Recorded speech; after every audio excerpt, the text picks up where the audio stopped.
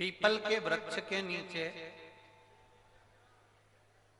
पितरों की शांति है तो कितने चावल के दाने चढ़ते हैं?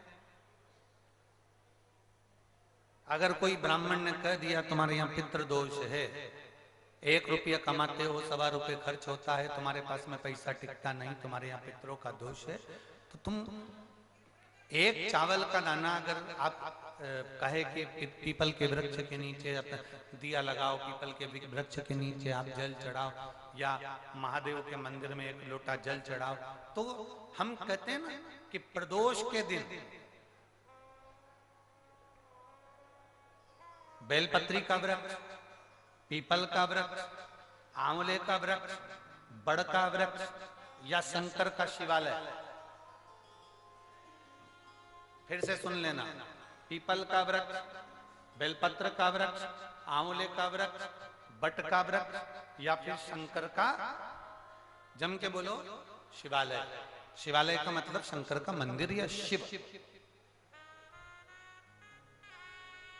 प्रदोष के दिन अगर आपको लग रहा है कि हमारे यहाँ पितृदोष है, बहुत तकलीफ चल रही है, बहुत कोई ने कहा पितृदोष है, कोई कह रहा है पितरों का, तुम्हारे यहाँ ये तकलीफ है, पितरों की ये तकलीफ है, पितरों की वो तकलीफ है, पितरों की ये तकलीफ है, बार बार अगर कोई कह रहा है तो फिर आपको उसमें स्मरण करना पड़ेगा कि हम चावल के कितने दाने भगवान शंकर को समर्पित कर दें कि भोलेनाथ हमारे पितरों को तृप्त कर दें। हम तृप्त नहीं करेंगे, हमारी सामर्थ्यता नहीं है कि हम पितरों को तृप्त कर सकते। आप में से कोई है जो पितरों को तृप्त कर सकता है? संसार में कोई नहीं जन्मा जो अपने पितरों को, अपने पूर्वजों को तृप्त कर दे। गया जी का पिंडदान कर लो, तर्पण कर लो, तिलांजलि दे दो, घर में ब्राह्मण भोज करा दो, साधु भोज करा दो, संत भोज करा दो, तुम दुनिया भर का सारा 50 काम कर लो, उसके बाद भी तुम पत्री का किसी को दिखाओगे तो वो भी कह देगा तुम्हारे यहाँ, फिर वापिस कहेगा कि पितृ दोष है।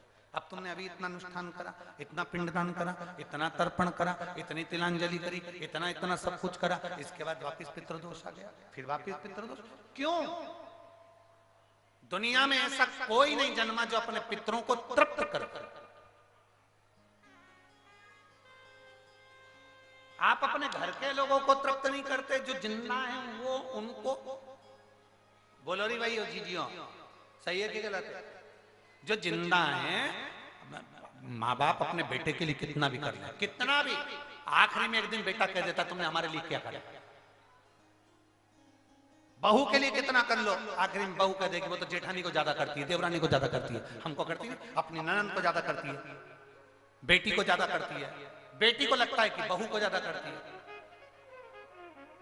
दामाद को लगता है बेटी को ज्यादा करती है, नाती पंती सबको कितना भी कर लो तुम, अपने अड़ोसी पड़ोसी तुम्हारे रिश्तेदारों को तुम कितना भी दे लो, कितना भी कर लो, पर जब ये तृप्त नहीं हुए तो वो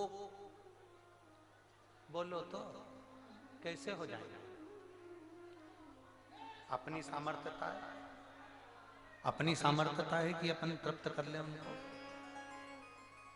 अपनी कोई सामर्थ्यता नहीं है कि अपन पितरों को तृप्त कर ले, या अपनी सामर्थ्यता के अंतर्गत नहीं, ये अपनी सामर्थ्यता नहीं है कि हम अपने पूर्वजों को, अपने पितरों को तृप्त कर।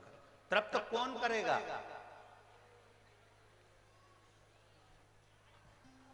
जिनकी शरण में पितृ है। वास्तु के देवता भगवान शंकर, काल सर्प दोष के देवता भगवान शंकर, जितने दोष होते हैं पितृ दोष के देवता भगवान शंकर, तो हम तृप्त नहीं कर सकते। अगर इनको तृप्त करेंगे तो देव अधिदेव महादेव करेंगे। आप 7 चावल के दाने, या तो पीपल, बेलपत्र,